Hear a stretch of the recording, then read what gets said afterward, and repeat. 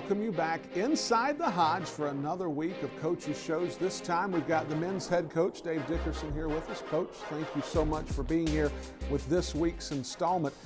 Let's dive right into the action, because the last time that you and I talked, you were on the front side of what was going to be a lot of basketball, and since we last talked, you've played a lot of hoops, and it's been primarily on the road. A lot of these games early on tell a lot about a team in the very early going, kind of where you're going to be, the sort of barometer that you're looking for. How do you and the coaching staff measure that, and what does it say about your group depending upon what's going on at this point in the year? Well, we have played a lot of games, and obviously for us, we're trying to develop a culture within our program. And the one setback we had back in October early when Deion Holmes got hurt. He broke his hand, so we never had an opportunity to blend him into our team and our offense and defense. So these games on the road, like at VMI and then the Portland tournament, serves us well because it gives us a chance to develop our team, develop our culture, but also to develop, we have to be able to make winning plays within our program, and we're finding out how to do that on a daily basis. This club, as every club, is essentially playing toward February. They want to peak at the right time, late in the regular season of the conference schedule, really start playing at a high level in preparation for the tournament so that they can give themselves the best shot of getting into March and possibly punching their ticket to the NCAA tournament. With that said, how important are these games in this very early segment of the schedule as a primer, if you will, for the conference schedule? Well, for me, I look at the season and I try to break it down into three compartments. You have the preseason, you have non-conference scheduling, and you have the conference. And I thought our guys, even though we didn't play well in Portland the first two games, I thought our guys did a tremendous job of going from game 1 to game 2 to game 3. And we gave ourselves a chance to win. We were playing well against Cal Poly, had the lead late into the game, just didn't make enough winning plays, and they made more than us. And we gave ourselves a chance to win that game in overtime. And but we didn't get the results that we wanted, but I was very proud of how we played. As we come back on the other side of our second segment, we'll have an opportunity to kind of ask Coach about getting an opportunity to get back inside the Hodge Center to take on Gardner-Webb. We'll also talk about the Western Michigan ball game, and then we'll also have later in the broadcast Deion Holmes coming in as our player profilist. We'll be back in just a moment inside the Hodge. Listen up, Big South fans. ESPN mission is to serve sports fans anytime, anywhere. And now with ESPN Plus, fans get a chance to access thousands of live events and original programming for only $4.99 a month. That means you can finally watch more sports from the Big South Conference anytime, anywhere on all your favorite devices. To access ESPN Plus, download the ESPN app or visit ESPN.com and just tap on Start My 7-Day free trial to get started. ESPN Plus, more sports, more conferences, more schools, more universities, more teams. Download the ESPN app or visit ESPN.com today.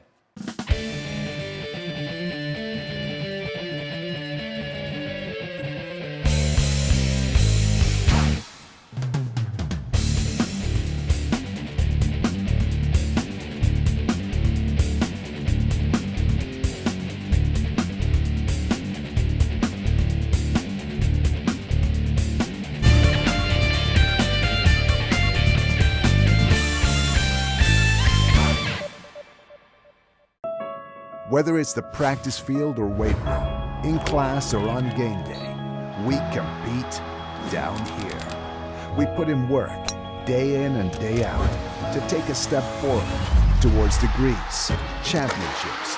Our goals, excellence on every level. 11 schools, more than 4,000 student athletes, one attitude. We are the Big South, where winners are made. Back here inside the Hodge with head coach Dave Dickerson. Coach, we would turn our attention more to what happened this week. You had a non-conference matchup against Gardner-Webb, even though Gardner-Webb is a member of the Big South Conference with you. How did that come about? Well, the Gardner-Webb series was scheduled before we entered into the Big South. And so we had to honor the contract of playing Gardner-Webb, and it was a return game here at the Hodge Center. Sure. And so what the conference did, which was very good of the conference, was they looked at that game, and we were going to honor that game as a non-conference game. And so, in other words, in January and February, we're only going to play them once in conference. Sure. So. Well, and the game in and of itself was a game that had Gardner-Webb with two significant runs that really sort of made the difference in the ball game, particularly in the second half. From your standpoint, what's it going to take for your group to sort of eliminate or at least curtail some of those extended runs that clubs can go on to so that you put yourself in a better situation in the late games? Well, you know, the non-conference scheduling is all about teaching and coaching and trying to teach your culture. And we're first-year coaches here at USC Upstate, and I really love my coaching staff. We have over 100 years of coaching experience, and I think we've done a hell of a job to this point of just trying to break the game down into winning components. And we have to play winning basketball. And when I look at a basketball game, I look at it as 4 wars. Okay. Every 4 minutes is a war. And against Gardner-Webb here at the Hodge, our last war of the first half was our best war. And we came out and had like an 11-12-0 run and really played well, got ourselves back in the game. In the second half, we just couldn't capture those moments. Now, you talk about winning basketball. You had an opportunity to go to Kalamazoo, Michigan and take on a Western Michigan club, and that's where we began to see some of that winning basketball that you talked about. What were some of the lessons learned on the road that sort of revealed themselves in Saturday's win against Western Michigan? You know, it was strange the way I felt comfortable about that game when I left the court against Gardner-Webb here on Wednesday night. I felt really good about us going to Kalamazoo to play Western Michigan. And, you know, I just felt that our guys were very upset about the Gardner-Webb game. They was very disappointed in how we played and how we performed. And I thought the next 2 days in practice was the best 2 days of practice we had all year. And our focus was supreme. And not only by our young guys, but most importantly by our older guys. And so we kind of drew the line in the sand and came out and played some of our best basketball. So if your team was turning a corner, do you feel like that basically the win against Western Michigan was a bit of a mile marker in turning that corner? Well, hopefully so. Sure. Okay. We played well, and we did some things really, really well to win the game. Malik Moore played great. He had a double-double. Deion Holmes, 25 points in 24 minutes, which was unbelievable. But we had some freshmen to step up. You know, Dalvin White played 17 minutes and had seven assists and no turnovers. And so when you look at that, we had a lot of guys stepping up to the plate doing certain things for us to win the game. Now, tomorrow's practice and Tuesday's practice will be important going into the Eastern Kentucky game. Well, to recap, Malik Moore had 18 points, 10 rebounds in the ball game, and then of course Deion Holmes had 25 points in that win against Western Michigan. Coach, when we come back, we're going to talk to Deion Holmes as part of our player segment Inside the Hodge, and then we'll wrap up with one final segment of you before we close up our day's program. Absolutely. Coach, we'll be back in just a second. Inside the Hodge. Hard work, a love for the game, is mandatory down here.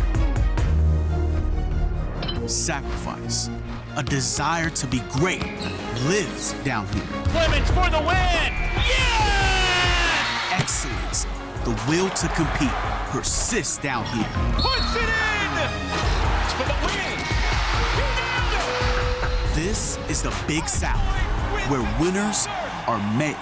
In class or on game day, we compete towards degrees, championships, excellence on every level. 11 schools, more than 4,000 student athletes. We are the Big South, where winners are made.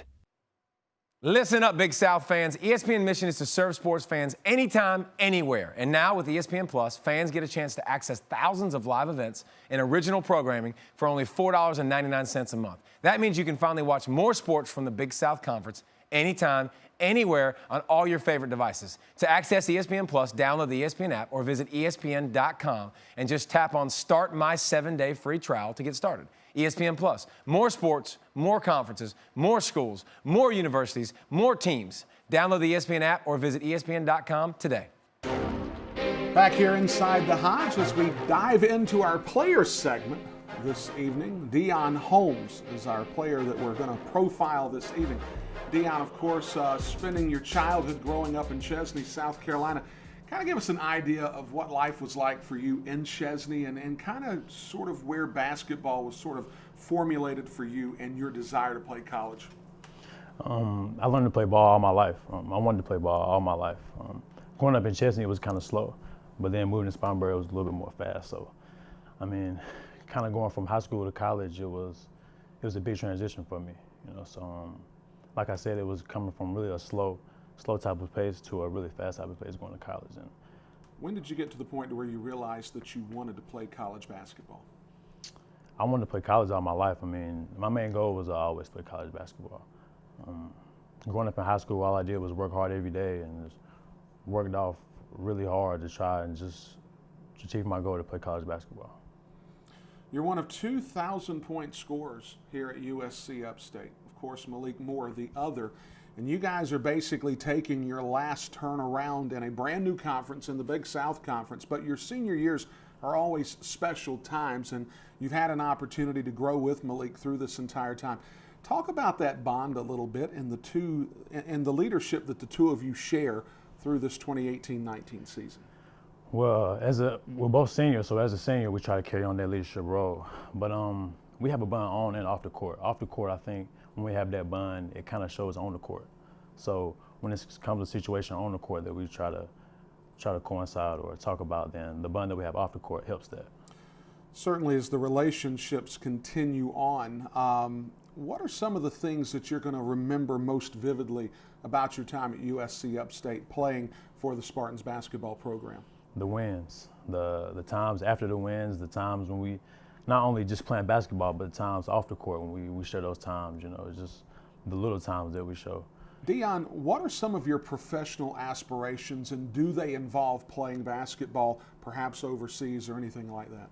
Yes, every day I work hard to play ball, not only to contribute to my team as a college player, but to also play ball after school. So I mean, I work hard every day in the gym, off the court and on the court to pursue my goals, on the court in college and on the court after college basketball. Well, you scored 25 points against Western Michigan, and we hope that we find you scoring a lot more points throughout the rest of your 2018-19 season here inside the Hodge. We come back on the other side of this timeout. We'll have the final segment with Coach Dave Dickerson here inside the Hodge.